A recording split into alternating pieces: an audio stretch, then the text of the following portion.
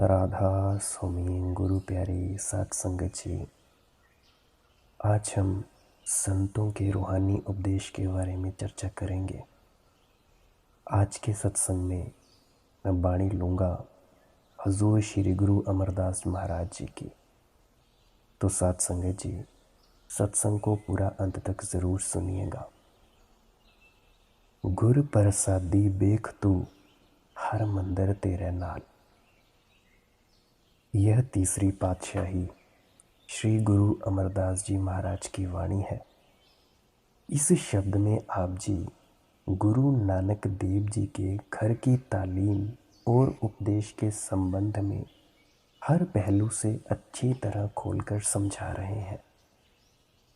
आप फरमाते हैं, ये जो कुछ भी हम दुनिया या रचना आंखों से देख रहे हैं, ये सब अपने आप पैदा नहीं हुई है।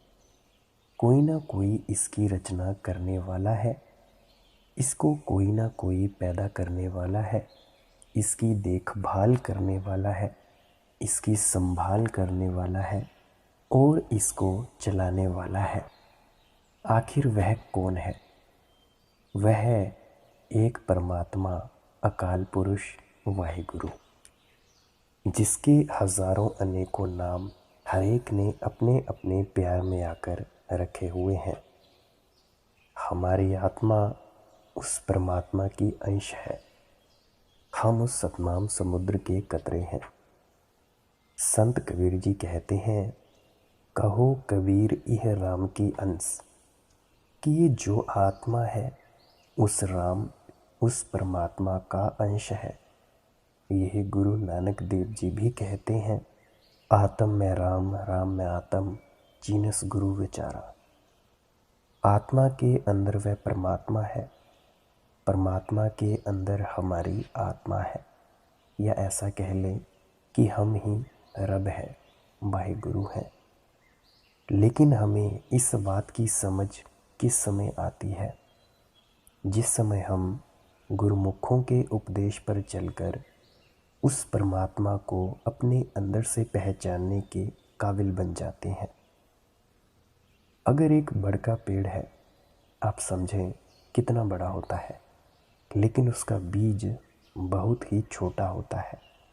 यदि कोई हमें समझाने की कोशिश करे कि इतने छोटे से बीज के अंदर इतना बड़ा बड़ का पेड़ है, आसानी से कभी किसी की समझ में ही नहीं आता। परंतु जिस समय उस बीज को हम ज़मीन में बोते हैं, वो छोटा सा पौधा बनकर निकलता है और परवरिश पाकर आहिस्ता आहिस्ता कितना बड़ा बड़ का पेड़ बन जाता है। और फिर हमें खुद समझ आ जाती है कि इतने बड़े पेड़ का एक बहुत छोटा सा बीज है और इतने छोटे से बीज के अंदर इतना बड़ा बड़ का पेड़ है। गुरु नानक देव जी कहते हैं कि इसी तरह हमारी आत्मा उस परमात्मा का अंश है।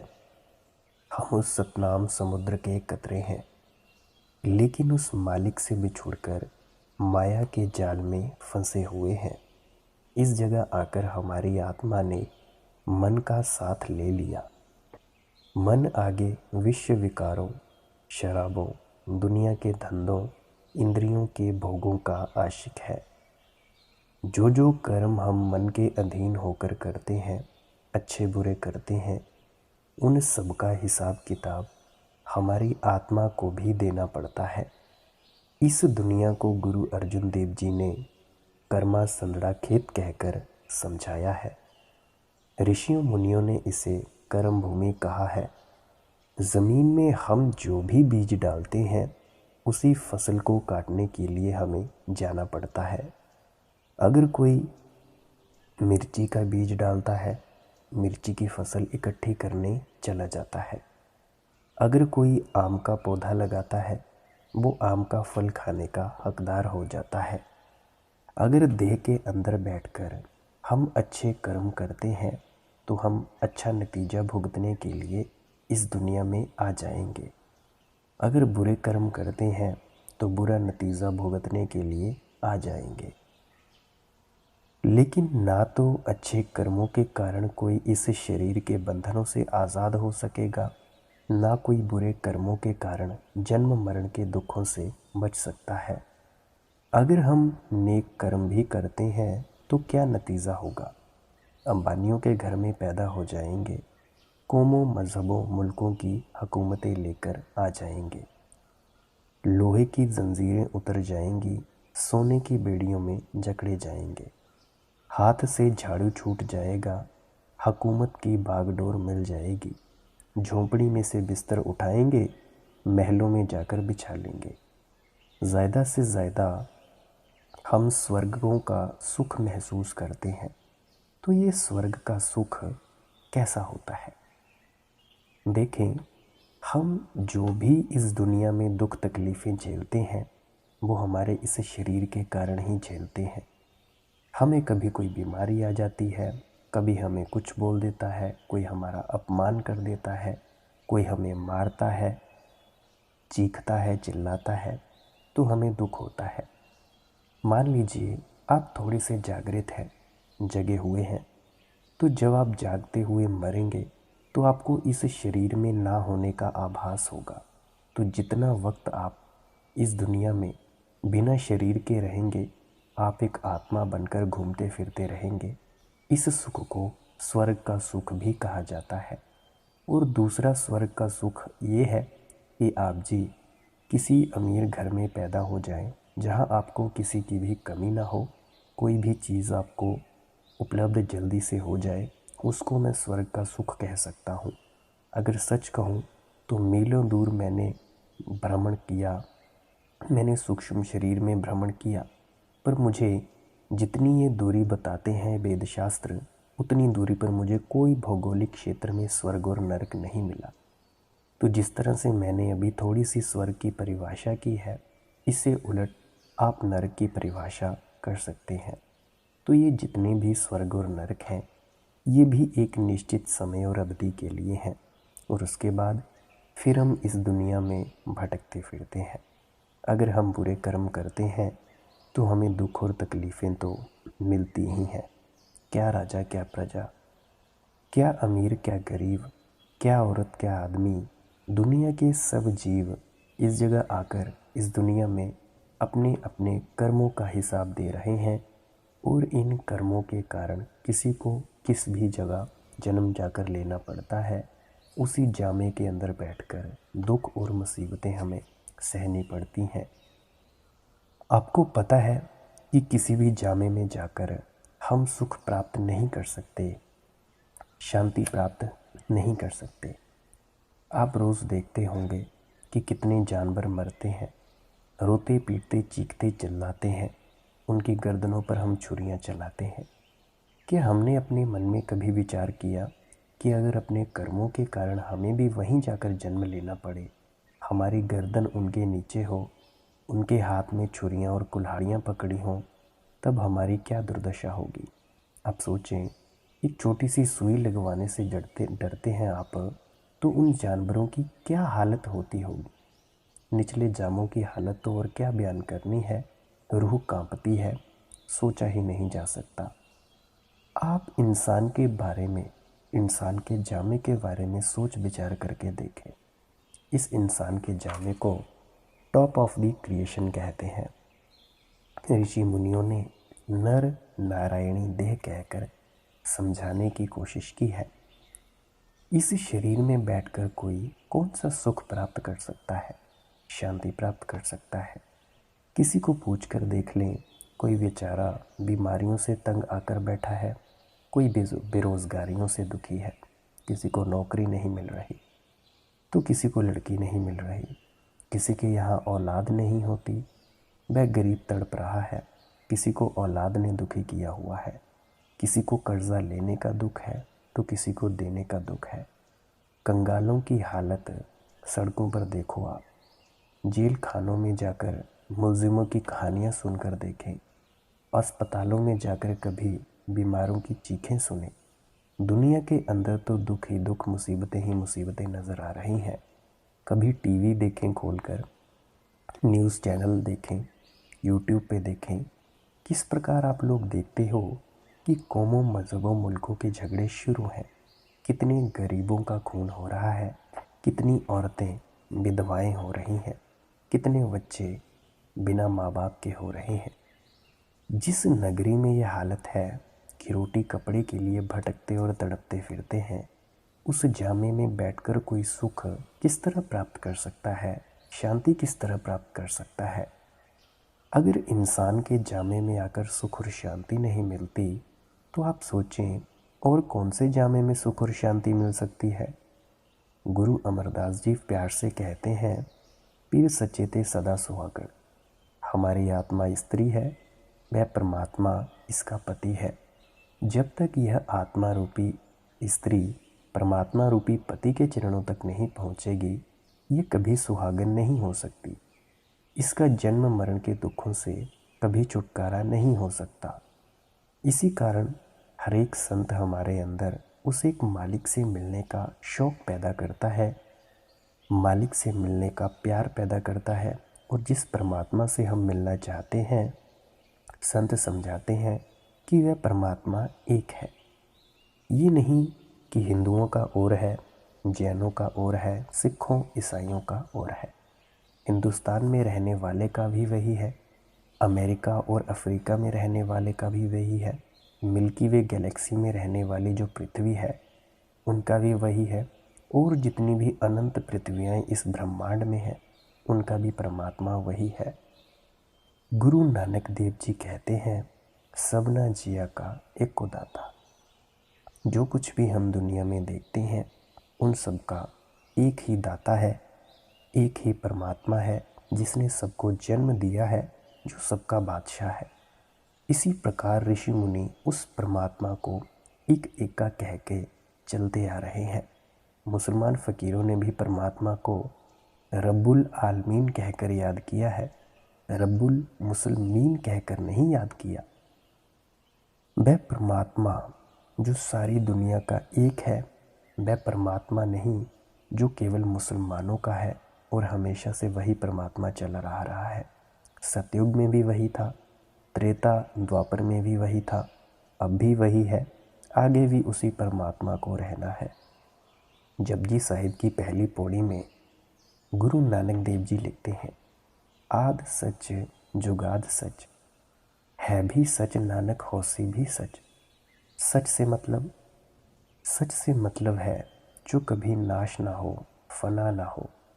गुरु साहिब कहते हैं कि हमारे अनुभव में एक ही ऐसी चीज़ आई है जो आदि जुगादि से सच चली आ रही है। सतयुग में भी थी, त्रेता में भी थी, द्वापर में भी थी, अब भी है, आगे भी उसी को रहना है। वह कौन है?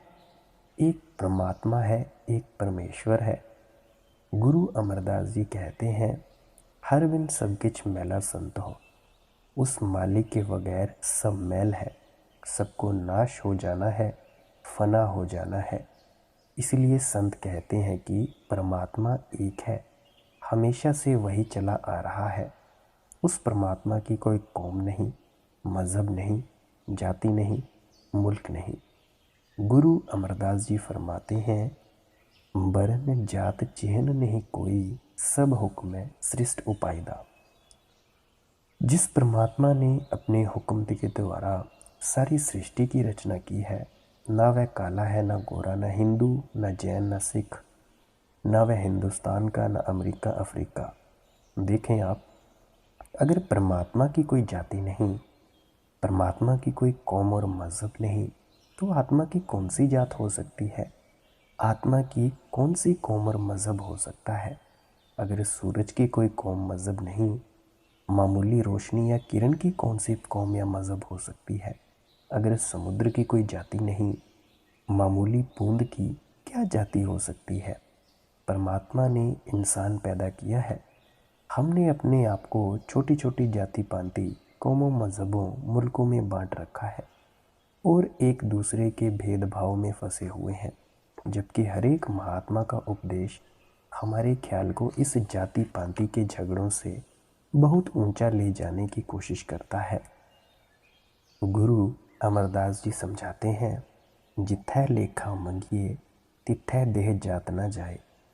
जिस जगह तेरे कर्मों का हिसाब किताब पूछा जाएगा, वहाँ ना तो तेरे शरीर ने पहुँचना है, ना किसी ने तेरी जाति पाति पूछनी है। वहाँ तुम्हें किसी ने नहीं पूछना था कि तू हिंदू था, सिख था, ईसाई था, या तू हिंदुस्तान से आया है, अफ्रीका अमेरिका से आया है। कहते हैं ना, ਉੱਥੇ अमलां दे होने ने नवेड़े, किसी न तेरी जात पुछनी। वहाँ कर्म देखे जाते हैं, भक्ति भाव देखा जाता है, मालिक से मिलने का इश्क और प्यार देखा जाता है। गुरु साहिब जी कहते हैं, जाति पाति का संबंध हमारे शरीर के साथ है। शरीर को हमें या तो आग के सुपुर्द करके चले जाना है या मिट्टी के सुपुर्द करके चले जाना है। किसी की जाति पाति अग्नि में ही जलकर ख़त्म हो जाती है, किसी के कौम मज़हब मिट्टी में दबकर ही ख़त्म हो जाते हैं। संत कबीर बड़ी प्यारी वाणी कहते हैं, जात पात पूछे न कोई, हरि को भजै सो हरि का होए। आपकी जाति पाति किसी ने नहीं पूछनी। जो परमात्मा की भक्ति करता है वह परमात्मा का रूप हो जाता है। हिंदू होकर परमात्मा की भक्ति करो, सिख ईसाई होकर परमात्मा की भक्ति करो। इस भक्ति ने आपको वापस जाकर मालिक के साथ मिलाना है। शायद किसी के मन में ख्याल हो कि अब मैं हिंदू से सिख या सिख से ईसाई बन गया हूँ, मुझे ही परमात्मा से मिलने का फ़क्र हासिल हो सकता है। बुल्ले शाह मुसलमानों में बड़े मशहूर और निडर महात्मा हुए हैं। अपने कलाम में क्या लिखते हैं? लिखते हैं, अमला उत्ते होण नवेड़े, खड़ी रहन गिया जाता। अमला उत्ते होण नवेड़े, खड़ी रहन गिया जाता।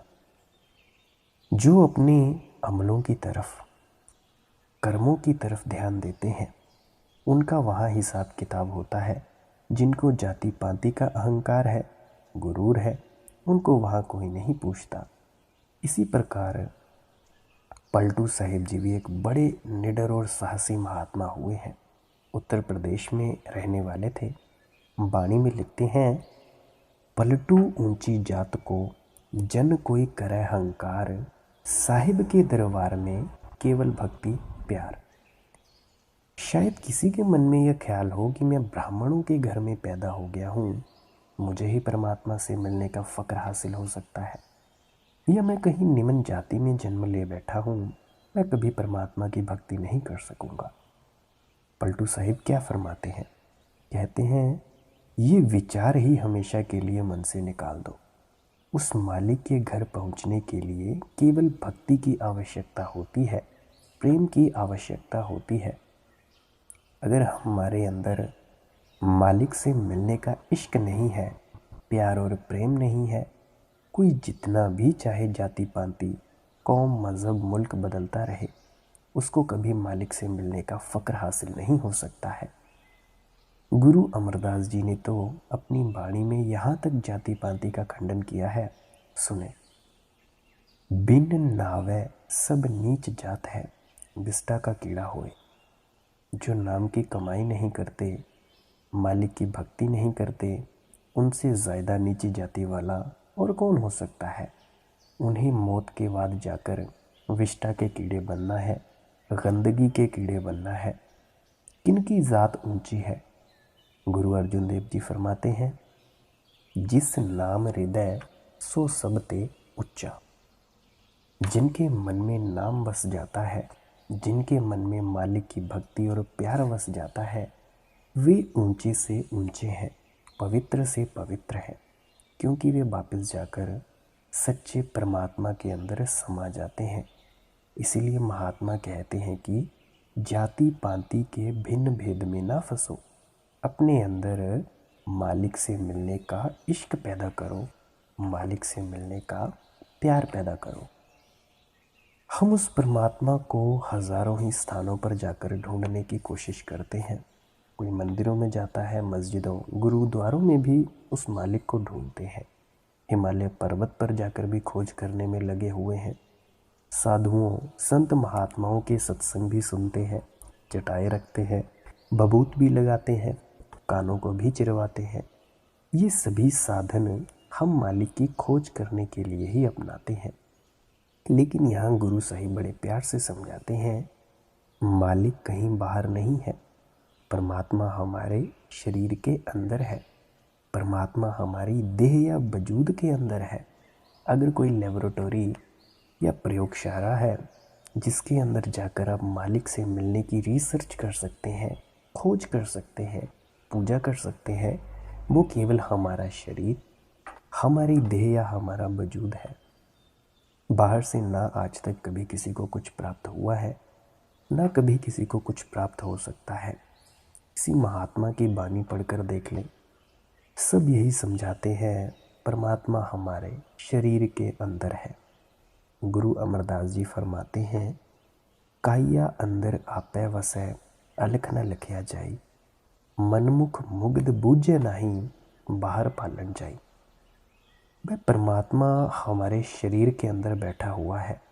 हम कितने मनमुख हैं, मुग्ध हैं, गंवार हैं कि उस परमात्मा की खोज में दिन रात बाहर भटकते फिरते हैं।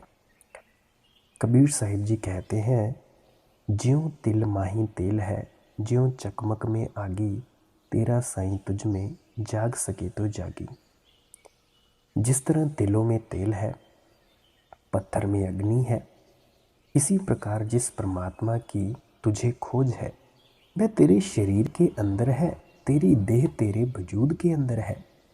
हज़रत ईसा ने बाइबल में लिखा है, पश्चाताप करो, खुदा की बादशाहत तेरे अंदर है। जो कुछ पिछले जन्मों में आपने कर्म किए हैं उनका पश्चाताप करो, हिसाब किताब खत्म करो। परमात्मा कहीं बाहर नहीं है, आपके शरीर के अंदर बैठा हुआ है, देह या वजूद के अंदर बैठा हुआ है। पलटू साहिब कहते हैं, साहिब साहिब क्या करे साहिब तेरे पास। कौन से परमात्मा को जंगलों पहाड़ों में ढूंढता फिरता है? ना वह कहीं आसमानों में छिपा बैठा है, ना तुझे किसी बड़े गुरुद्वारे मंदिर मस्जिद में मिलना है। वह तो 24 घंटे तेरे साथ तेरे शरीर में बैठा हुआ है, तेरी देह तेरे वजूद में बैठा हुआ है। गुरु अमरदास जी कहते हैं, सदा हजूर दूर ना जानो, गुरु सबदी हर अंतर पछानो। फरमाते हैं, ऐसे ही जंगलों पहाड़ों में अपना समय व्यर्थ मत करो।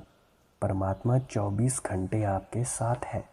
शरीर के भीतर जाकर उस परमात्मा को ढूंढने की कोशिश करो।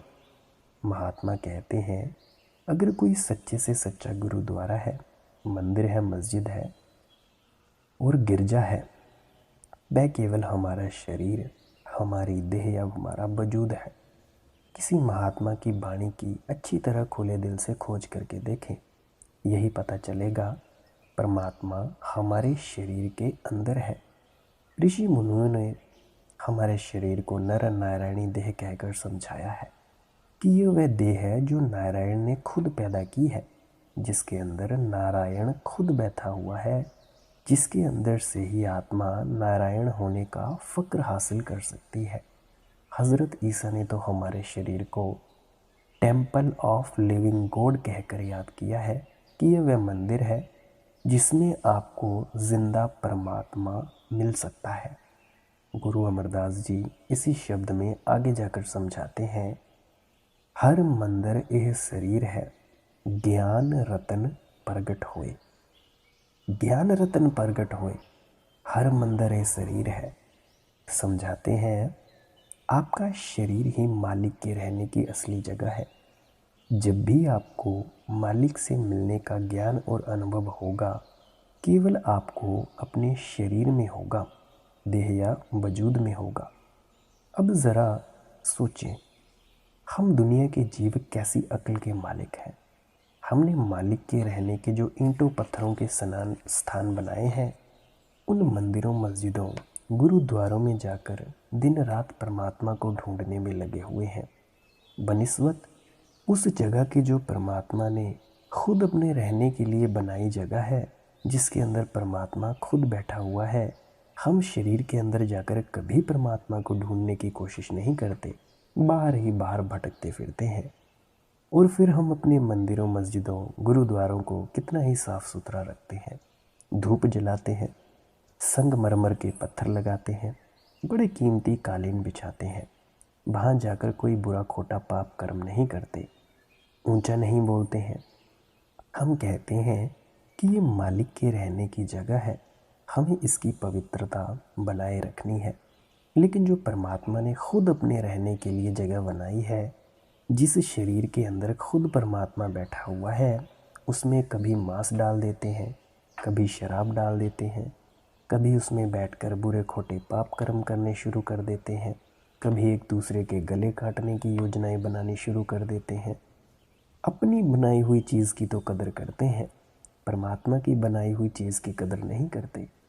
कई बार तो इतिहास पढ़कर बड़ी शर्म आती है कि अगर हमारे बनाए हुए मंदिर मस्जिदों गुरुद्वारों की दीवार में गलती से भी दरार आ जाती है तो हम उस परमात्मा के बनाए हुए हर मंदिरों को हज़ारों की संख्या में गिराने के लिए जाते हैं। इंसान इंसान से नफरत करता है, ईंटों पत्थरों से प्यार करता है, फिर हम अपने आप को शहीद कहलवाते हैं, मज़हब के रखवाले कहलाते हैं। अगर एक दूसरे के गले काटने से ही किसी को परमात्मा मिल सकता, आप सोचें इससे सस्ता सौदा और कौन सा हो सकता है। लेकिन हमारा यह ख्याल गलत है, सरासर गलत है। जिनका परमात्मा से प्यार होता है वे परमात्मा की खलकत, परमात्मा की मखलूक से भी प्यार करते हैं। जब एक ही परमात्मा है और उसी परमात्मा ने हम सबको पैदा किया है, वही हर एक के अंदर बैठा हुआ है और हर एक के अंदर ही उस परमात्मा की भक्ति करनी है। मैं कहता हूँ अगर फिर भी कोई किसी से नफरत करता है तो वह परमात्मा से नफरत करता है। अगर कोई कौम किसी कौम को हकारत की नज़रों से देखती है, कोई मज़हब किसी मज़हब के गले काटने की योजनाएं बनाने में लगा हुआ है, उस कौम और मज़हब के अंदर तो अभी मालिक से मिलने का शौक़ भी पैदा नहीं हुआ, मालिक से मिलने का प्यार भी पैदा नहीं हुआ। गुरु अमरदास जी फरमाते हैं, जीव जंत सब तिस दे सबना का सोई, मंदा किसनु आखिए जे दूजा कोई होई। ऐ परमात्मा, दुनिया के सारे जीव तो तूने खुद पैदा किए हैं और हर एक के अंदर तू खुद बैठा हुआ है। मंदा और बुरा तो मैं उन्हें तब तक कहूँ अगर इन्हें किसी और ने पैदा किया हो, इनके अंदर कोई और परमात्मा रहता हो। इसीलिए जिन महात्माओं के पीछे लगकर हम कौमों, मलहमों, मज़हबों, मुल्कों के झगड़े खड़े करते हैं, देखें उनके असली उपदेश हमारे विचार को कितना ऊंचा ले जाने की कोशिश करते हैं। कबीर साहिब ने तो यहाँ तक कहा है, अवल अलह नूर उपाया, कुदरत के सब बंदे, एक नूर ते सब जग उपजया, कौन भले को मंदे। वह परमात्मा जिसने सारी दुनिया की रचना की है, उसका नूर और प्रकाश हर एक के अंदर है, ना कोई अच्छा है ना कोई बुरा है।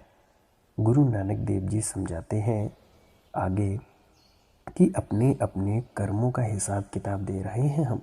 इसीलिए गुरु साहिब प्यार से समझाते हैं, ईंटों पत्थरों में अपना समय बर्बाद क्यों करते हो। कहते हैं, गुर प्रसादी बेख तू हर मंदिर तेरे नाल, कि उस मालिक से मिलने का जो हरि मंदिर है 24 घंटे आपके साथ है, आपका शरीर है, आपकी देह, आपका वजूद है। लेकिन गुरु नानक देव जी कहते हैं कि इस बात की समझ आपको गुरुमुखों के पास ही जाकर मिलेगी, साधुओं, संतों, महात्माओं की संगति और सोहबत में जाकर ही मिलेगी। अब मन में ख्याल आ जाता है, अगर परमात्मा हम सबके अंदर है, वह हमें नज़र क्यों नहीं आता। आंखें बंद करते हैं, हमें अपने अंदर अंधेरा ही अंधेरा नज़र आता है। गुरु अर्जुन देव जी कहते हैं, एक का संगत इकत गृह बसते, मिल बात न करते भाई। दोनों इकट्ठे रहते हैं, दोनों का एक ही घर में निवास है, लेकिन आपस में मिलाप नहीं है। आत्मा भी इसी शरीर के अंदर है, परमात्मा भी इसी शरीर के अंदर है, पर ना कभी आत्मा ने परमात्मा के दर्शन किए, ना कभी हमारी आत्मा सुहागिन हुई। गुरु साहिब इसका कारण बयान करते हैं, अंतर अलख न जाई लखिया, बिच पर्दा हो मैं पाई। कि भाई परमात्मा ज़रूर तेरे शरीर के अंदर है, नज़र केवल इसीलिए नहीं आता कि तेरे और परमात्मा के दरमियान हौमे की रुकावट है, खुदी और ईगो की रुकावट है। अब यह हौमे क्या है? हौमे के बारे में जानने के लिए हम कल के सत्संग में जानेंगे। साथ संगत जी, आज का सत्संग यहीं समाप्त होता है। भाषा शैली में कोई गलती हो गई हो उसके लिए तहे दिल से माफ़ी चाहता हूँ। अगर आपको ये सत्संग कुछ में समझ आया हो तो इसको शेयर ज़रूर करें। कोई प्रश्न हो तो डिस्क्रिप्शन में दिए गए टेलीग्राम को ज्वाइन करें और वहाँ पे मेरा नंबर होगा, कॉल कर सकते हैं या कमेंट सेक्शन में भी पूछ सकते हैं। आप इस चैनल को सब्सक्राइब ज़रूर करिए अगर निजी अनुभव के आधार पर सत्संग सुनना चाहते हैं तो। अंत में आपके भीतर बैठे परमात्मा को प्रणाम करता हूँ। मेरा प्रणाम स्वीकार करें। राधा स्वामी जी।